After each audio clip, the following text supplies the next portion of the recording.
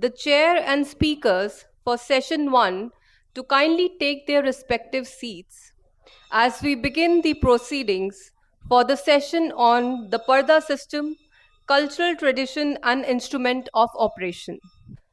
The chair for this session is Sri Sunil Jaglan, founder of Selfie with Daughter, academician and social activist from Haryana, India. The speakers are Ms. Ambar Ahmad, Associate Professor, Kamla Nehru College, Delhi University, New Delhi. We have with us Professor Laura Yerekesheva, Professor Al Fabia, Kazakh National University, Kazakhstan. Dr. Muddassir Quamar, Associate Professor, Jawaharlal Nehru University, New Delhi. The chairs will get 5 minutes each to make opening and closing remarks. Speakers will get 15 minutes each to make their presentations. This will be followed by a 15 minutes question and answer round moderated by the chair. I request the chair to kindly take forward the proceedings. ICWA for providing me with the once in a lifetime opportunity to moderate a session on such important and sensitive and also close to my life and work Purdah system. Namaskar everyone. Let us begin today by remembering 4 inspiring human across geographies from different faiths. Mother Maryam, Mata Sita, Khadija B, and Mother Tripta. Hello dear friends, my name is Sunil Jaglan and I am the proud father and proud husband of my wife. I served as a village head in Haryana and founded India's first women-friendly Gram Panchayat. I worked on initiatives like menopause awareness, period chart, discouraging usage of women-centric cuss word, advocating equal marriage and economic rights. And I received as Best Village Head Award and interacted with Honorable Prime Minister Sri Narendra Modi regarding my campaigns. My journey is featured in 8th class textbook and also documented in a national awardee film, Sunrise. And also I want to use some more words. Hello humans, hello women, hello men, hello he-man, hello her-man, and in last not least, hello human.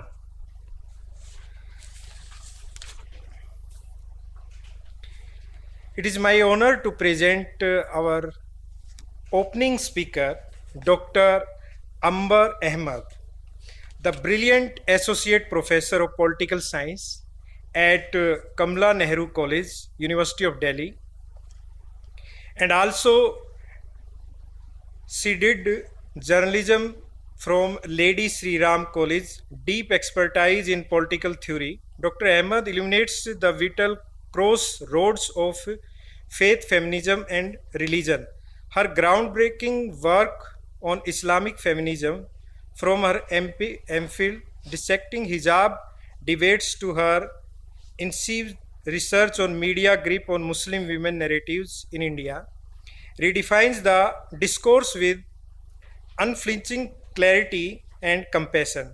Today, she graces with us the politics of Purdah, women, dress, and agency, writing exploration that shatters stereotypes and traces willing layered legacy from colonial shadows to contemporary feminist fire. Please join me in a thunderous welcome for our incomparable Dr. Ambar Ahmad.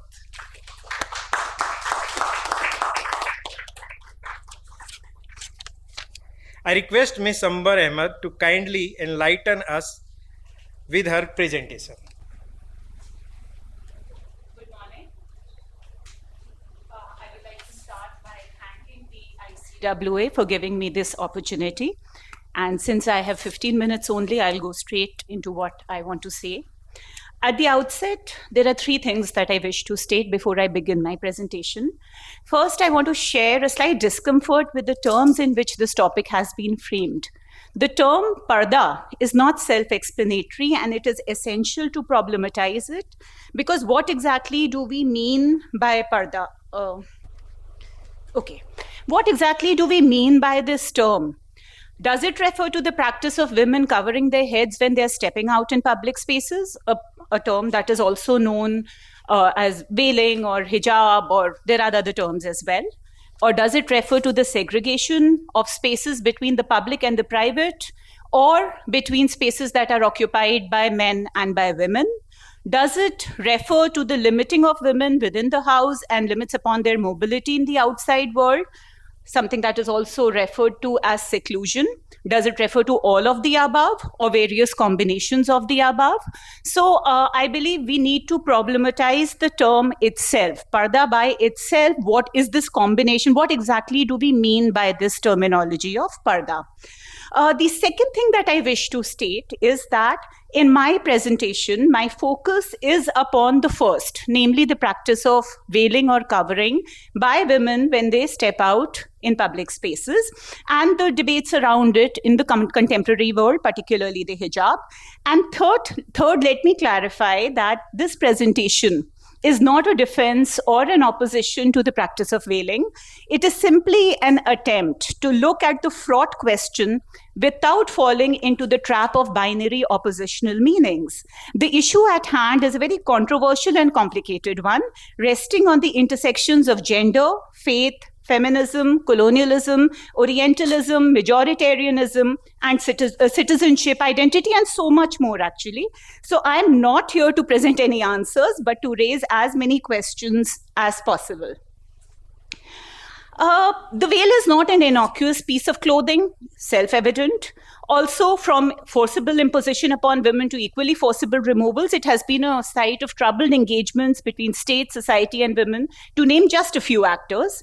I want to start by pointing out that while the contemporary discourse on veiling or hijab generally centers around the Islamic practices of veiling, there is more to that. And in these images, we can see the immense variety of covering practices across the world from different faith traditions as well. In fact, if I may say so, we all cover. It's more a question of degree. Unless one is a nudist, we all cover to various degrees. And so the whole question about covering also has to be seen in more creative ways. So you have faith practices from across the globe. However, my presentation focuses more on Islamic veiling, which has been at the center of controversy. So these are just a few photographs from India. And also when we speak about Islamic veiling, even within that, we find that there is enormous diversity. Also, let me just state here that in some cases, we have veiling practices adopted by men as well. So the Tuareg tribe of North and West Africa, largely that part of Africa. So the indigo, it's a cultural symbol. The veil is dyed with indigo, and I just wanted to reference that as well. So as I said, even within the quote-unquote so-called Islamic world, when we look at the question of veiling, we see enormous diversity. And that is why I'm saying that there are so many factors involved at the intersection of which only we can interrogate this. So I just thought for instance, veiling in India, when we are speaking about women, these are three photographs that I just wanted to show. So depending upon sectarian differences as well, veiling practices may vary. So for example, there's the abaya. There is the chador, which is mostly adopted by Shiite women. There is on the more colorful kind of rida, which is adopted by the Bohra women. So there is enormous diversity. Plus, the combination of local sartorial choices and apparel with veiling practices is also something that is quite evident. So, of course, it's controversial. It has multiple meanings. And Emma Tarlow has stated that there are there's a lot of discussion about the veil. Feminists are critiquing it, anthropologists are interpreting it, religious authorities are prescribing it, hijab wearers are defending it. So there are any number of people promoting it, opposing it. What does it mean? And what exactly is this entire debate about? What I'm going to do here is I'm going to very quickly run through the arguments that are generally given against the veil and in favor of the veil, and then proceed to say that none of these arguments really make too much sense unless we take into account the historical trajectory, especially in the colonized part of the world, of the impact of colonialism, imperialism, and Orientalist imagery. So, you're all familiar with these arguments. I'm not going to spend too much time on these.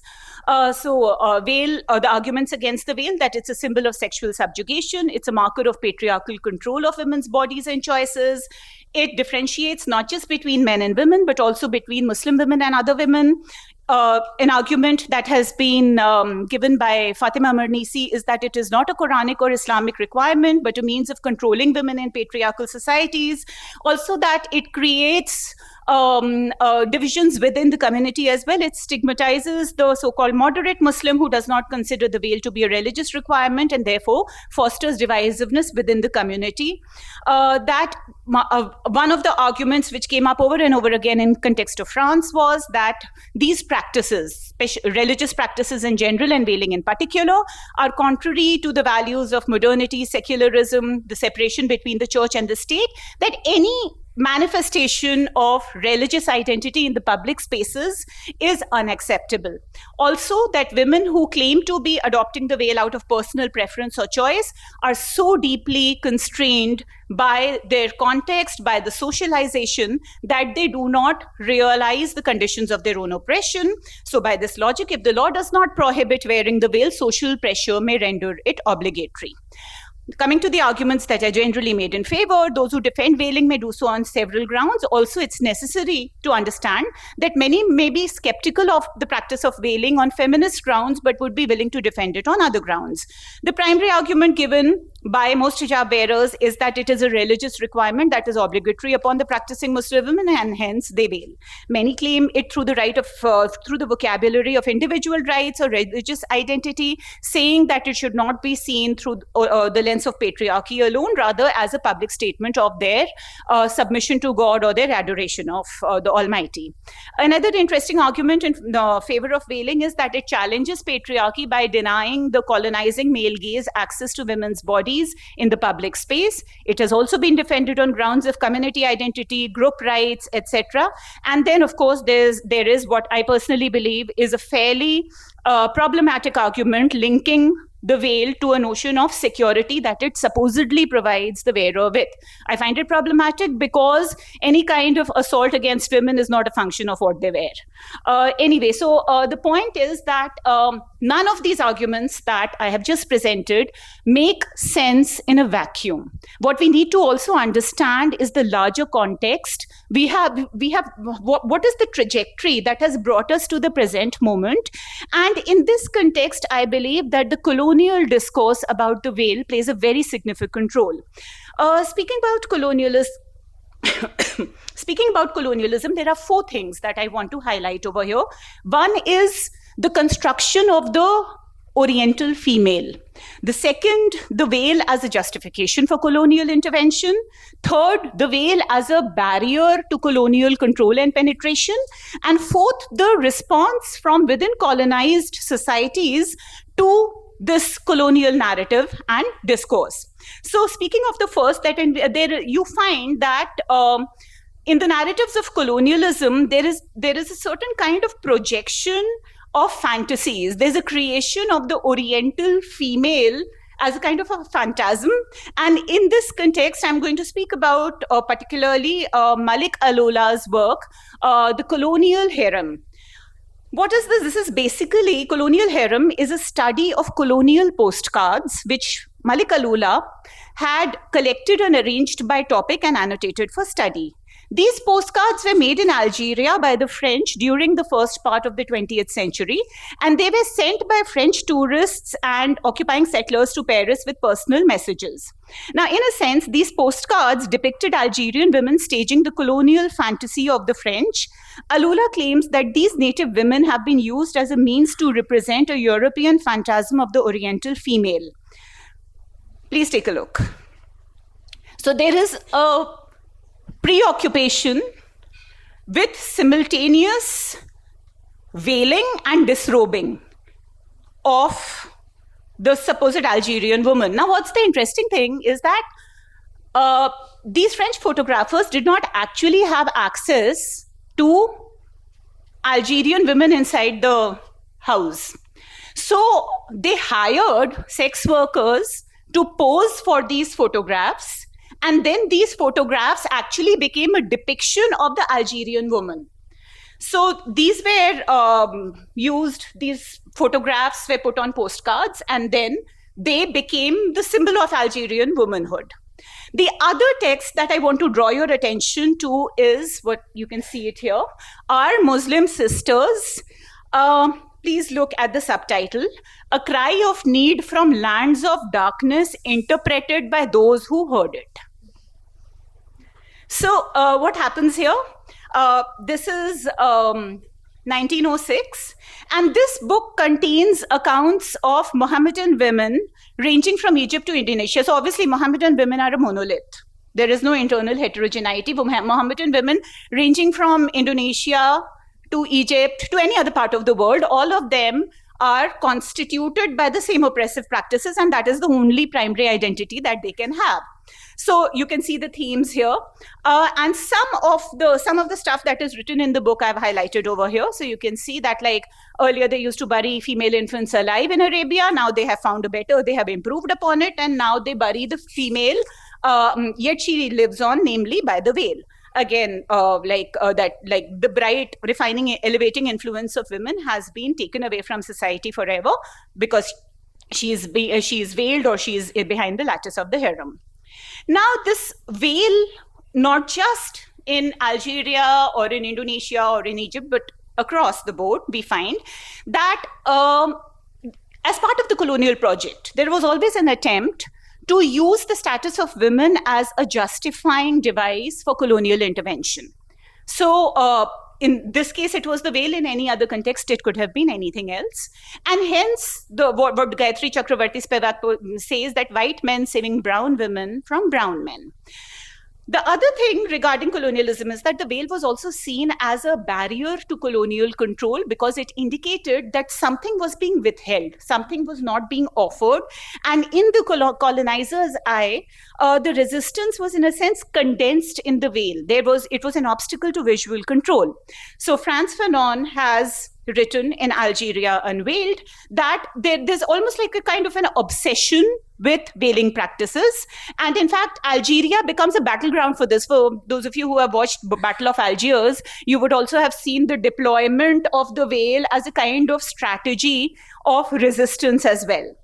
So what happens as a consequence is that within colonized societies, there's a two-pronged kind of a response. One is revivalism, affirming the cultural superiority of indigenous practices and saying that, oh, we will do what we've always been doing and this is the way we do it. The other was to try and prove, oh, we are as good as the colonizer. We had a golden past, right? For some reason, we have fallen into these practices, but we'll reform ourselves, and in a sense, we'll be more civilized than the colonizer. What we see is that this colonial discourse also has an impact on what, for the lack of a better term, I will call white Western feminism.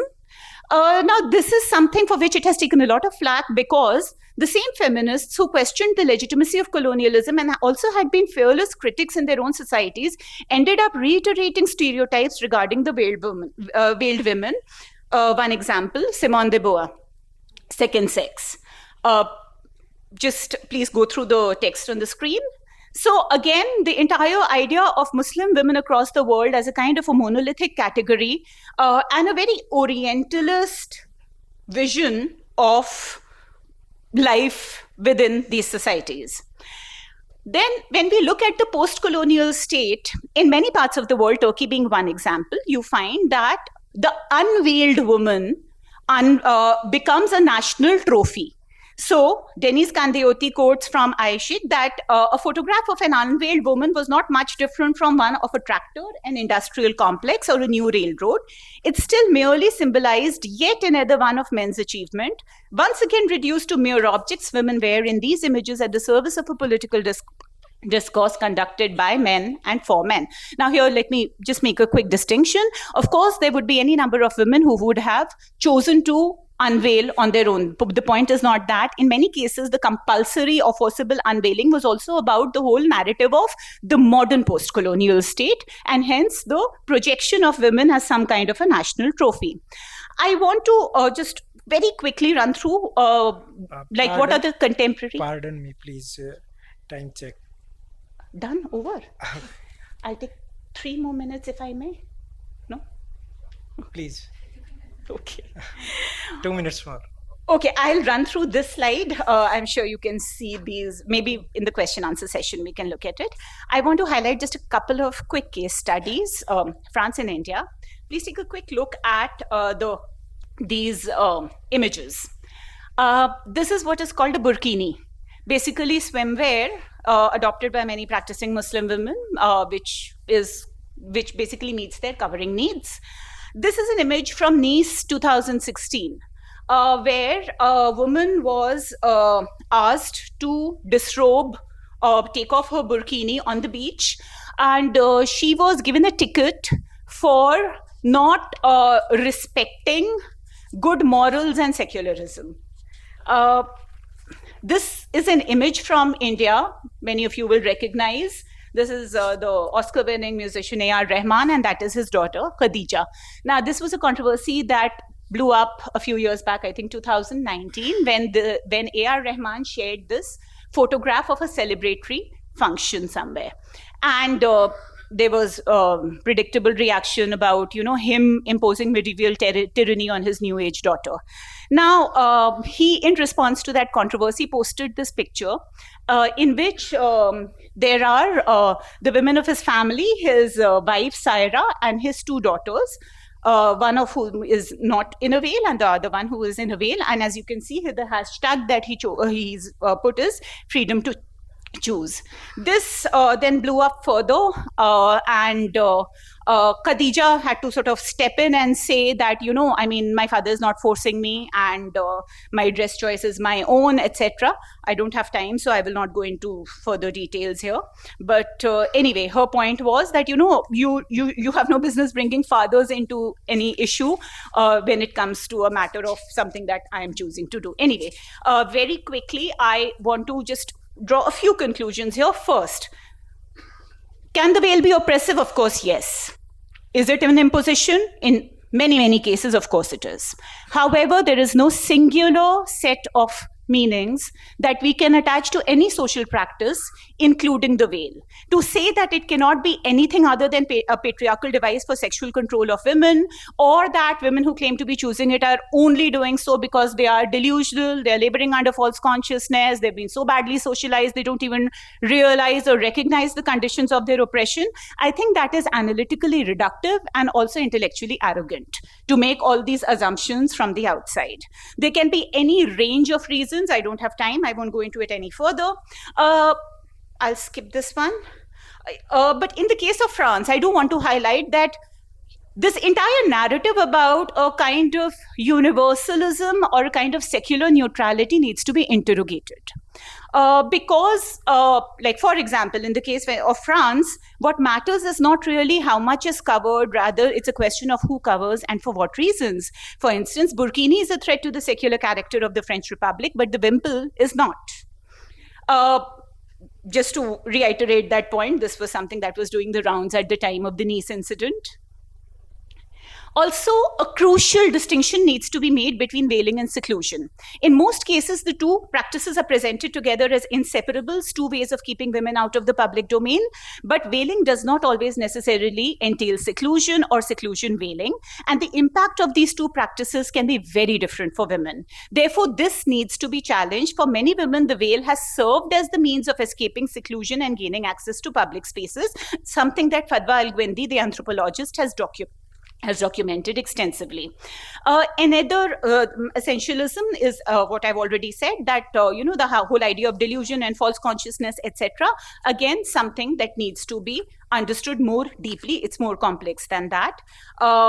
I want to end with this point that in debates about women, the veil becomes hyper visible and inordinate attention is focused only upon it to the neglect of other important questions of agency, choice, access to education, employment opportunities, socio-economic progress, etc. There are any number of issues that we need to be looking at, but somehow the narrative becomes that all that is needed is to unveil women and then they will be liberated and they will all have access to all the things that they had lacked earlier. I don't have time. There was this couple of videos that I had wanted to show, but anyway. Thank you, Dr. Ahmad. Thank you. Thank you. Thank you for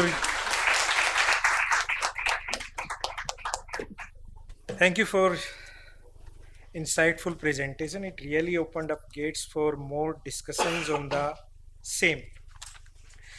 Our next luminary, Professor Dr. Laura Yerekesheva, the visionary chair of Middle East and South Asia at Farabi, Kazakh National University, a master navigator of cultural and religious identities, nation building, decolonity, and cross-cultural tapestries. It's okay. Now, I request Professor Dr. Laura Yerekesheva to add and put forth her ideas and views. Dear organizers, dear participants, thank you very much for inviting me and giving me this opportunity to speak about my presentation, which is about the hybrid institutions and the Purdah in Kazakhstan, in which I will speak about the legal framework and some social political implications. I will briefly start with this first slide, which is I don't know how, but I will communicate somehow. I will send next year. So the issue of Purdah is actually is an element of. Thank you. It's an element of and outcome of tradition modernity interplay, which could be viewed through the prism of specificity of the institutions that deal with the social and religious fields. So these institutions, both traditional and formal, could be broadly defined as the so-called ecosystem or cultural context. The previous speaker today was talking about the importance of contextualizing. So this is also my idea that this ecosystem could be or cultural context comprising of the formal legal frameworks that regulate the normative field, the state, non-state actors, their activities, and stakeholders, and as well as their implement policies and programs, and finally the informal institutions of traditions that maintain people's and social groups patterns of behavior and mentality. So in the current paper I will explore the first part of this ecosystem, which are the formal legal frameworks, however within this broader perspective of a cultural context existing today in Kazakhstan. Therefore the goal of the presentation is to discuss the existence the issue of Purdah through the prism of specificity of existing legal norms that still regulate and with the social and religious dimension of Purdah in Kazakhstan. So the issue or the concept of Purdah is a quite broad concept, which particularly as in South Asia is concerned, refers to various I would say practices of religious religious, both Muslim and Hindu communities, such as, I'm quote, varying degrees of segregation between men and women, etiquette of interaction, and modest clothing, as per Hanna Papanik, who wrote her famous work in 1973. So, however, in a more general meaning, Purdah could imply the concept of space and symbols that regulate gender norms, gender roles in social groups in traditional societies, or so-called pre-modern societies. Same way as the binary position of right, left, high, day, night, up, down, and so on, the meaning of separating the space and symbols based on the sex or gender roles could be viewed as a traditional mechanism of regulating, or I would say structuring, the collective waves of cohabitation in pre-modern societies. So the idea of until modernization,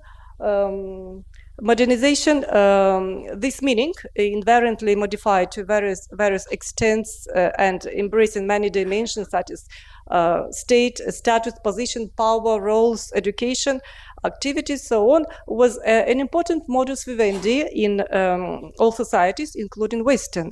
So after Industrial Revolution and the process of modernization in those Western societies coincided with the colonization of other regions of the world, the separation of space and its symbolical manifestations became marginalized, whereas the ideas of gender equity and consequently breaking the barriers between them started paving the way in the ideas and practices in the 20th century became more profoundly. However, the Purdah system, while it has some unique aspects, is after all is so different from other societies is not so different from other societies governing the woman's place in society that it cannot be analyzed in the same terms as per Hanna Papanik. So the scholarship views Purdah system as that relates to the status, the division of labor, and interpersonal dependency, to social distance and the maintenance of the moral standards specified by the society. End of the quote. So by introducing the principles of separate world and the symbolic shelter, which she introduced, Papanik, she particularly reflects on two kinds of allocation of labor at two different levels. So first, as actual work allocated to different categories of people, and the second, as the coexistence of segregation with the mutually protective interdependence, when symbolic shelter becomes a significant mechanism for limiting effect to a specific group through the use of social control mechanism. So consequently, she highlights those two instruments of seclusion, that is the physical segregation of living space and the covering of the female face and body. So in my presentation, these two categories draw my attention in understanding the Purdah system in Kazakhstan, in Central Asia. So the focus will be on Central Asia. This is the concepts which you highlighted. The other very important issue of when we need to speak about the context of particular Central Asia and Kazakhstan situation status which takes place nowadays, this is a question of hybrid institutions. So institutions, formal and informal, have always been a dominant factor in society's development, both historically and currently. So the role of authority, power relations based on verticality, loyalty, social group solidarity, and male domination, and family, tribal, locality, ethnic-based affiliations. So all these characteristics marked the specificity of institutions' functions in the region, irrespectively of the historical periods.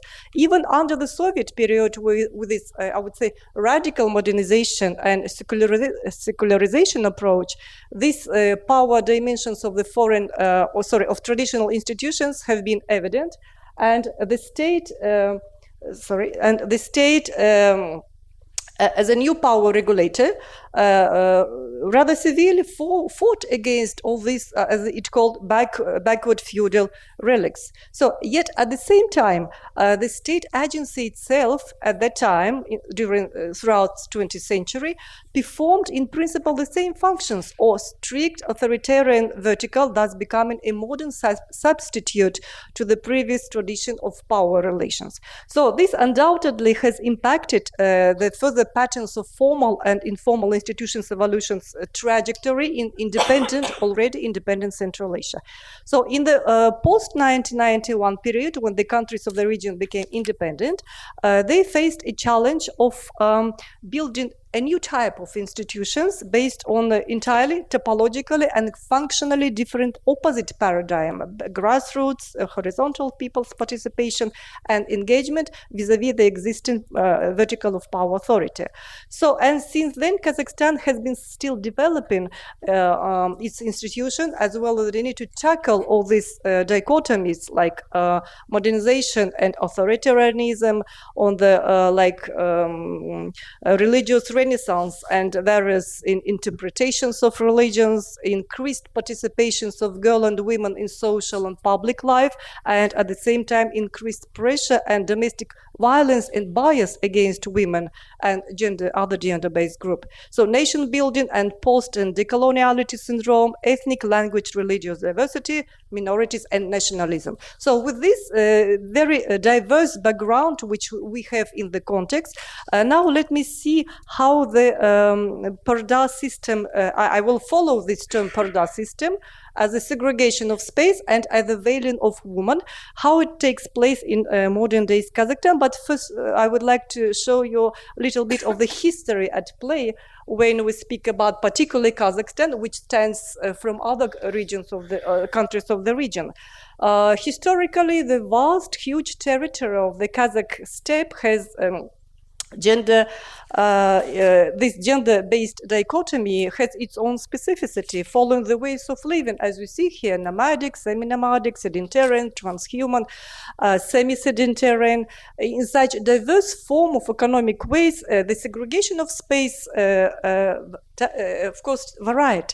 So the structural composition, for example, of the yurta or traditional dwelling of the Kazakhs followed this typologically same as in other societies, binaries as left and right, female and male. For example, the allocation of space for women was on the left side from entrance, whereas for men on the right side. The whole so-called female and male halves of the yurta should be strictly followed.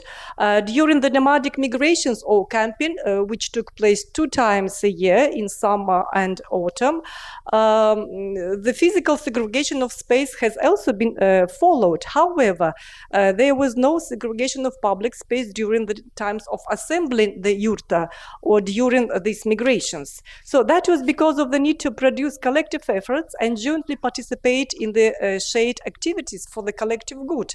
That is to quickly settle and protect the family in the open environment within a particularly limited period of time. So in nomadic societies, the women were regarded as an equal partner in economic life that was based on simultaneous mobility of big social groups. And this specificity dictated shared use of public space. As for covering covering of the female's face and bodies, the woman didn't cover their body by burqa, which we called in Central Asia, this term is equal to paranja of clothes, and covered only the heads and shoulders, depending on their age, so to make migrations practically effective and comfortable.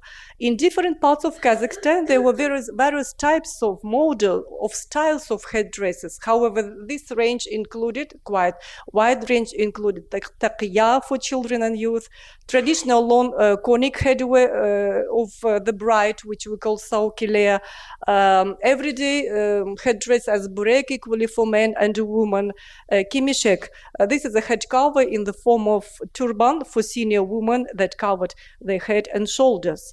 So here you may see this is like the photos of the Kazakhs during the migrations, particularly of women who had this sort of kimishek. Here you may find at the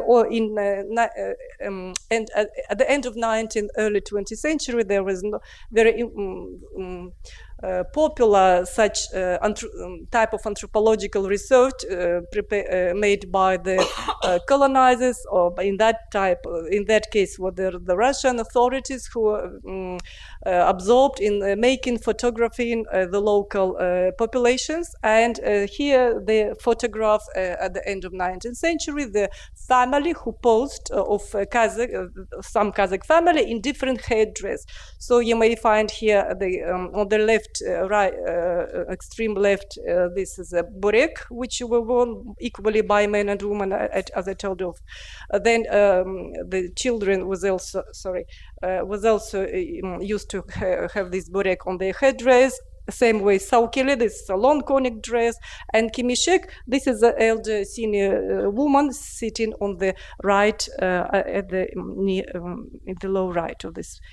So this is also another type of kimishek which the senior woman wore, and which is particularly the famous our painters introducing the famous musicians. And this is also the young women which were using this headdress, open, and particularly now we may find this is a popularity of the traditional dresses that has been booming in Kazakhstan for the last few years. And there is actress on the left with her family. She was turned into the small medium enterprise person who make these traditional dresses, and she's posing here with her family. And here you may find the different types of dresses.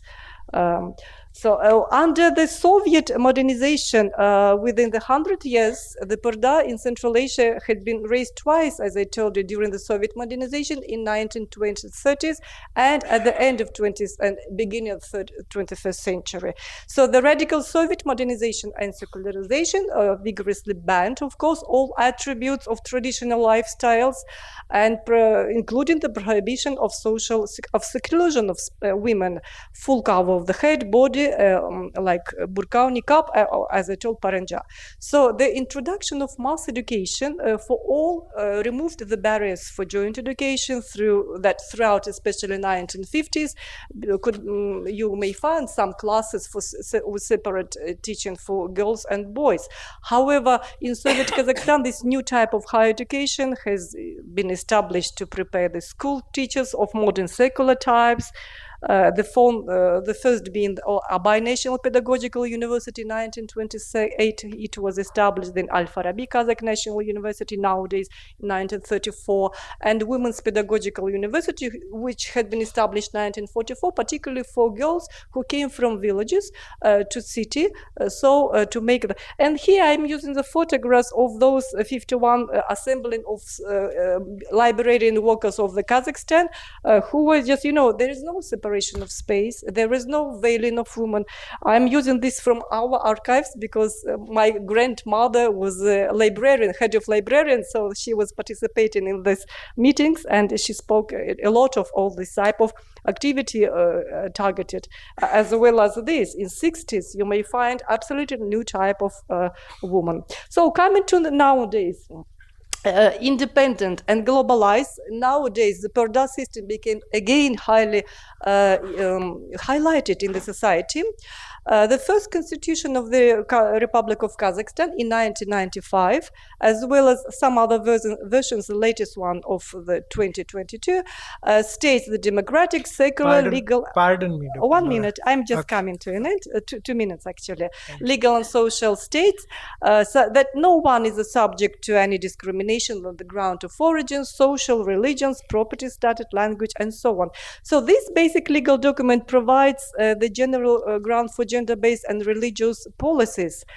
Specifically, as far as religious policy is concerned, this is the 2011 law of religion, on religious activity and religious entities that has been recently updated only in September this year, and that regulates state religion status. The increase of the number of religious and educational organizations in Kazakhstan since 1990 1991, as well as proselyting activities of different missionaries of all different religions and within Islam itself, and the proliferation, I would say, spread of non-traditional versions of Islam as Selfie and Wahhabi. All this paved the way to the increased religiosity of people. There are today 78% of the followers of the Islam in the country, and since yes, I will tell you, since the second half, within last 10 years, we have increased religiosity of population to such extent that in 2023 there were some claims to look again at the as from our lawmakers to governmental body because of the spread of some radical versions. So for this reason, there were debates to introduce a new law, and this law has been introduced recently, just before coming here. That was starting till 12th since July this year. The law of on crime prevention. This law on crime prevention of 2025 state that the two types of women's face covering veils and clothing, such as niqab and burqa, are therefore forbidden to wear in public space all over the world. So these two types, these two types, oops. I don't see it. Okay, now it's these two types, which become very specific and highly debated in the country, as well as a decision to ban all girls from in secondary schools from wearing veils.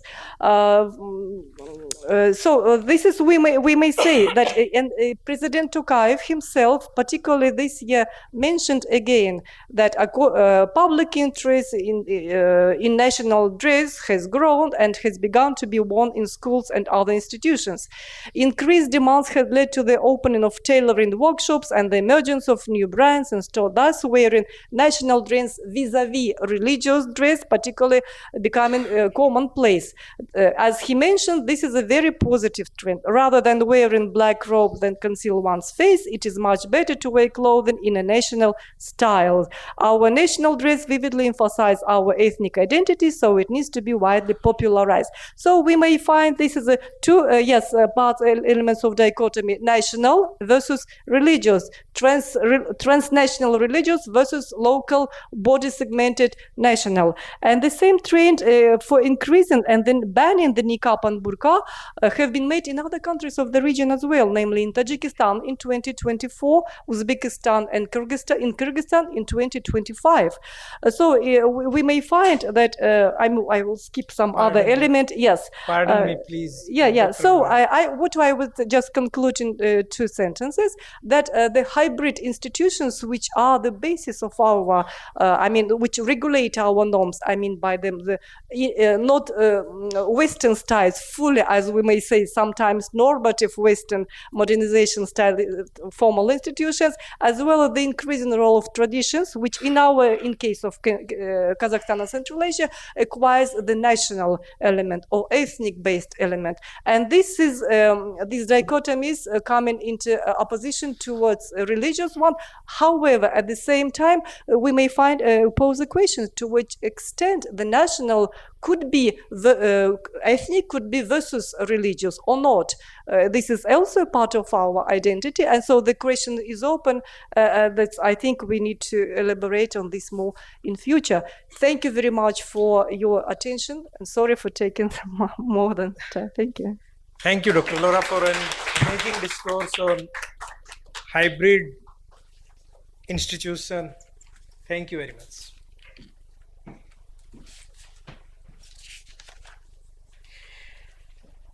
Let us now put hands together for Dr. Muhammad Muddassir Quamar. Dr. Muhammad Muddassir Quamar is Associate Professor at JNU, Center for West Asian Studies in New Delhi, a PhD powerhouse, and a former fellow at Manohar Parrikar Institute for Defense Studies and Analysis. Sir, kindly enlighten us more, please.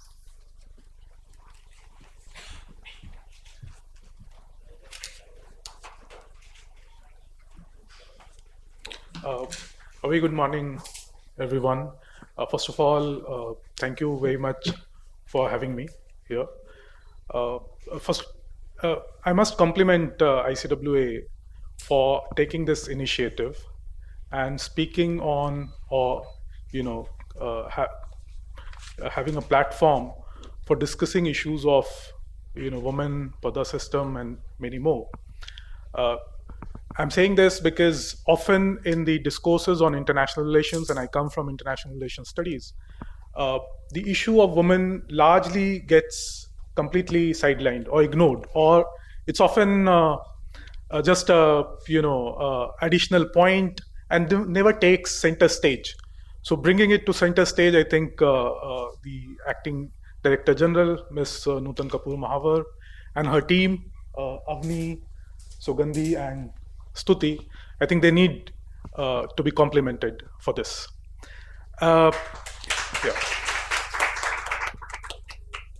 And I'm really privileged to be here. I don't really claim to be an expert on women or any issues related to women. My understanding of what I'm going to say here is largely based on my research on societies in West Asia, especially Saudi Arabia, and my work on Turkey, and a little bit on other countries in the region, and some classroom experiences that I've gained in the last 2-3 years while teaching in JNU. Being the last speaker always has a disadvantage. You have less time, but it has an advantage. A lot of things have already been explained, so I'm really grateful to Dr.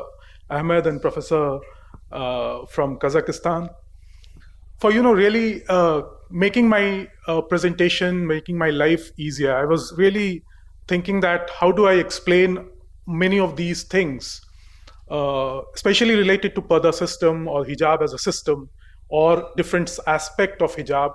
They have already been spoken about, especially in terms of whether it is just a system or it is a matter of choice or it is a matter of question of piety, or it's a question of patriarchal control over women, and so on. So I'll not really go into the details of some of these things, but if we look at, and there was also pointing out of the discourse on colonialism and its impact, Oriental imagery, and so on. Most of these issues are very, very complex, would take a lot of time to get into the details. What I would say is that we need to make a very clear distinction between Purdah or hijab as a system and as a matter of individual choice. When it comes to a system, it is a tool for patriarchal social control, which means basically that the spaces for men and women cannot come together. They have to be separated. There has to be gender segregation. There has to be a complete separation of sexes. This is largely what, in terms of Purdah as a system, means, and how it is practiced in majority of the Muslim societies, especially in the West Asian context. I would mostly be speaking about Saudi Arabia, Turkey, and Iran, taking examples from there. And on the other hand, at the other level, there is this question of choices. When it comes to choices, there are also this question of whether it is a dress code that is imposed and people or women are conditioned to acquire a certain dress code, or it is an individual choice based on somebody's personal conviction or a personal consciousness. All these issues are debated, discussed, are highly political in most of these societies. We can take the example of Egypt, which has a very strong, long tradition of scholars and public discourse on the issue of veiling, or the issue of hijab, the issue of hijab sometimes is also considered as the system itself, and then hijab as only a matter of covering your head and not necessarily complete seclusion of women from public life. So you have scholars, like Qasim Amin, modernist scholars, and then you have scholars like Huda Sharawi, scholar activist Nawal Sadawi, and then others. Laila Ahmed has written a lot on these issues.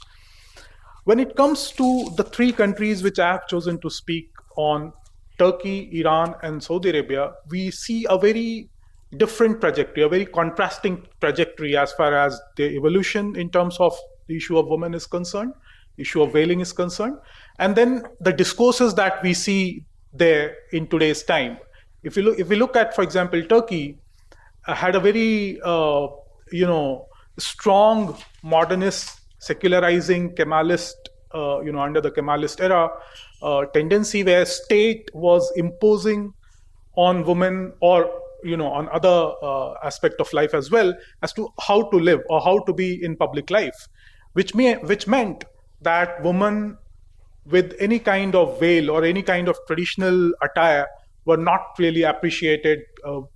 Hijab as a matter of covering your head was completely banned, and women were not allowed to even enter a public building with hijab. Political parties were banned, or political leaders were banned, including, for that matter, the former president of Turkey. And then there were discourses on the current president of Turkey, Erdogan, his wife being a veiled woman, not veiled, wearing hijab, women wearing hijab. So, there were discourses whether the party like AKP should be allowed to contest election because of its views on hijab.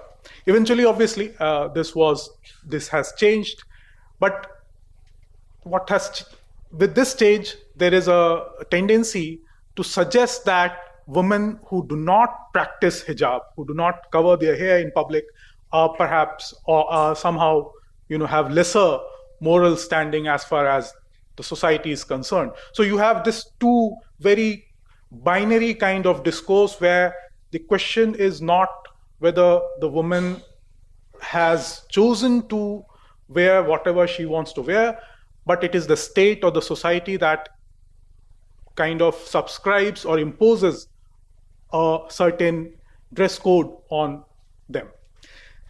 Similarly, if we look at the discourse in Iran, we had the Mahsa Amini protest in 2022, September 22, that started in Iran. And Iran has a long trajectory of, before the Islamic Revolution under the Shah, of very public removal of hijab by the members of the family, the ruling family, and modernist women in Tehran during the White Revolution, 1963 onwards. And then post 1979, a complete reversal where you have a religious clergy taking control of the state and then prescribing what a woman should wear. When we look at Iran today, the complete covering of your hair, of a woman's head and hair, is mandatory. There were morality police in public who would impose it and who would obviously arrest women who would show any hair or any head in public, and then they would be arrested. They would be sent to some correctional school for some time for their to be kind of put in a particular practice to make them to ensure that they practice hijab completely.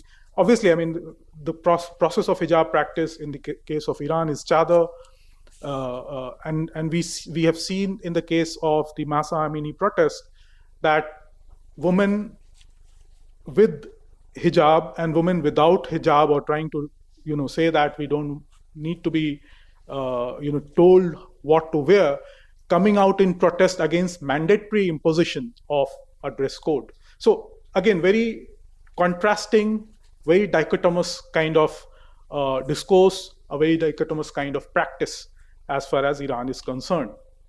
Now, if we look at the third case, in the case of Saudi Arabia, obviously, I mean, it is considered to be one of the most orthodox or conservative societies as far as religious practices are concerned, or issues of women are concerned. The condition of women for a very long time has not been up to the mark as far as modern standards are concerned.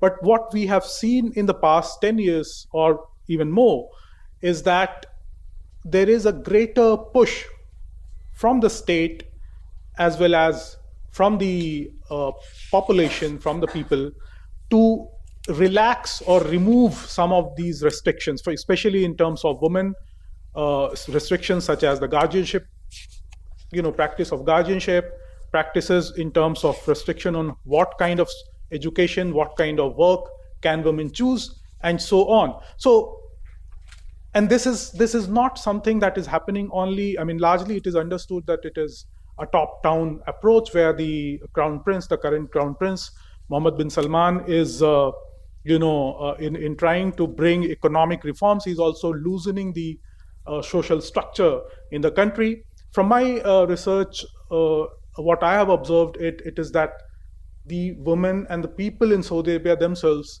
are also looking at bringing change in their society. There is a lot of discourse. For example, if you look at some of the recent movies or cinema in Saudi Arabia in the last 10-15 years, you would see some discourses, some discussions on women, and women being at the center stage of these cinema. You have comedians like Hatun Al-Qadi, who have their own YouTube channel, and they kind of come up and crack jokes on a lot of practices that are there in the prevalent in the society.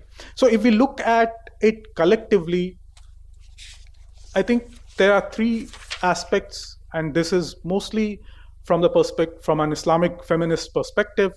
I don't want to go into the details of Islamic perspective. Largely, it is from the scholarship of scholars like Fatima Marnisi, Laila Ahmed, and others, that there is a discourse whether Islamic practices of veiling is prescribed in Quran, does it emerges from Quran, or is it a patriarchal interpretation of religious texts that makes veiling or makes dress code for women compulsory? That is in a very rudimentary way what Islamic feminist discourse is.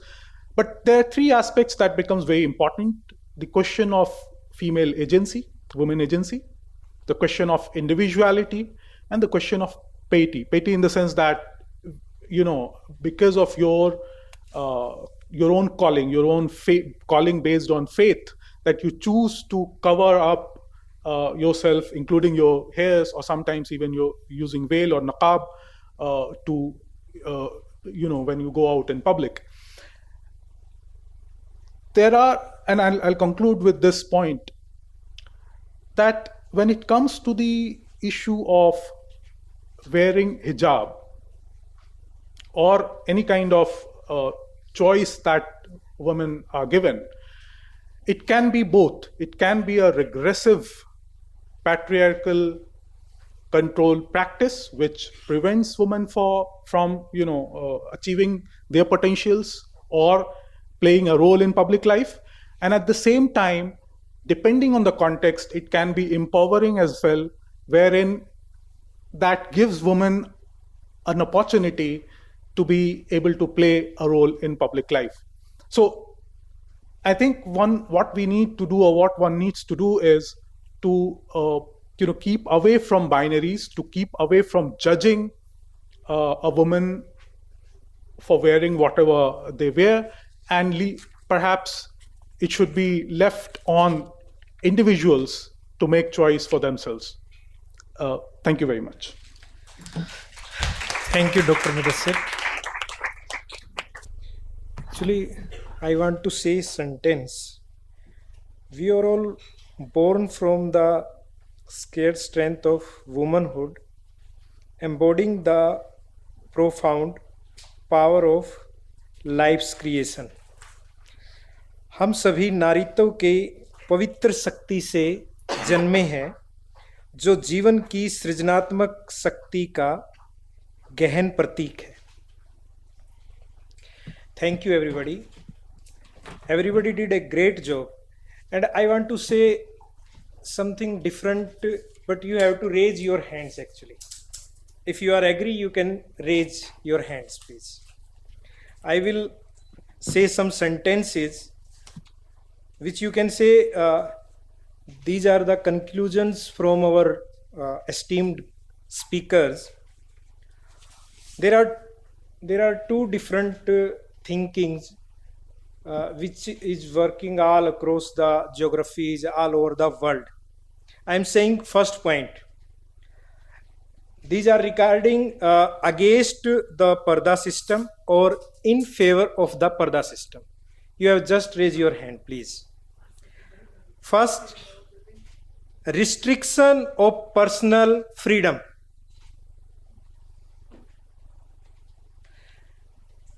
Restriction of personal freedom. Is it? Which one? I am just asking. We have two thoughts. One is point against Purdah system.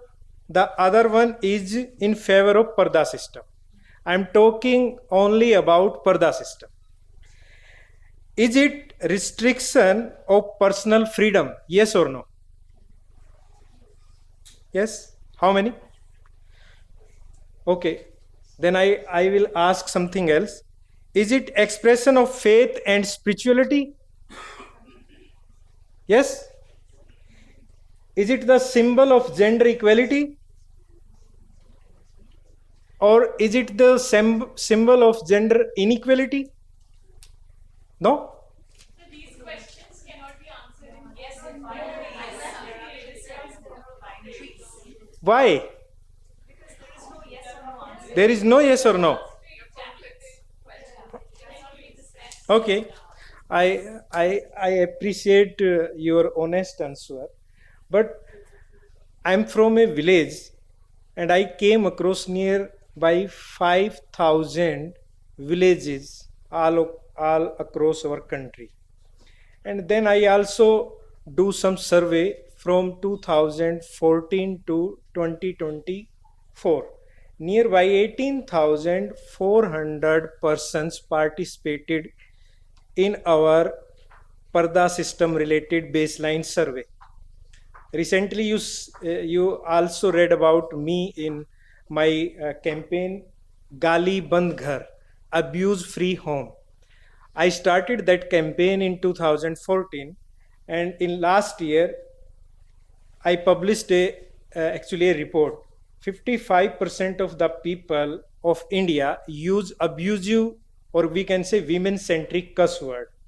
And today we are here in Delhi. Delhi tops actually 80% of the people of Delhi use ma behan and other types of abuses. So what I find actually, so it's my concern. That's why I ask these type of direct questions to you, because I think that if we are talking from our heart, then we can ask these type of things. When we think about Purdah, we must see how it has been changed. First comes behavior, how we expect women to act, its behavior. Second, customs, then customs, what society accepts or rejects. Third, the customs become traditions passed on for generations. And in last, sometimes they even turn into laws controlling women's choices officially. I think some of you are agree with me. It may be or it may be not. But what I find throughout our country, and many nearby 80 countries visited my village, and I do also survey there, and in different perspective and in different baseline survey, 91% Muslim women wear burqa, hijab or niqab, 62% Hindu women follow will practice, 81% Sikh women cover themselves with dupatta. And now the stage is for our participants, or we can say those who are great listener. You can ask directly to our esteemed guests, speakers. Please raise your hands. Please ask your question. Yes, this is audible. First of all, thank you so much for this really great panel. My question is specifically for Professor Ambar. So, first of all,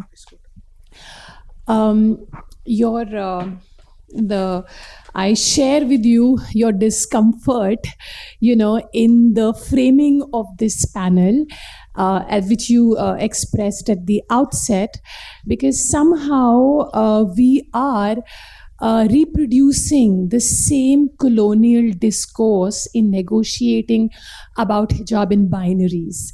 And that's what kind of happened, today. So what it does actually is that it completely negates, precludes, or reduces any possibility of agency or resistance or subjectivity that is associated with it, and especially talking about post 9/11, where hijab is also has become as an act of political identity. So, especially if you look at the work of Sabah Mahmood, she talks about agency in the works of the piety movement in Egypt. So, so that's one of the concern. Another is that, like 9/11 I mentioned, so this whole war on terror was waged on the bodies of women, like as it always has been, but more specifically in the case of Muslim women, then hijab again becomes very, very important because, it takes that ethical and moral kind of consent, in declaring Laura Bush's, famous, when she says that we're here to liberate the women in Afghanistan. So that's one thing that we are still in that binaries. You talked about the colonial, how the Western feminism has always been in hand in gloves with this whole enterprise of Orientalism, and also you talked about Bevor, but I could also recollect Mary Wollstonecraft, who is the mother of liberal feminism, and when she talks about in a seminal essays, Vindication of the Rights of Women, she talks about Muslim women, Mohammedan women as the other women without soul, and the whole idea of Seraglio, so obviously they are the other, reduced, images that have been used then, mobilized then by the Western feminists to project this other, the absolute, women category. So those are some concerns. Another thing that I want to point out is that moving within these binaries, we are also, today hijab is also, it has been reduced, or, the commodification of hijab. This has led to this big new age, modest fashion industry. So this whole idea, even big brands like Nike have begun to embrace hijab bodies. So these are the kind of discourses and the narrative that get erased when we continue to look at hijab or Muslim women and their bodies within these binaries of the cultural tradition or the oppression. So this is what I wanted to, So there's no question?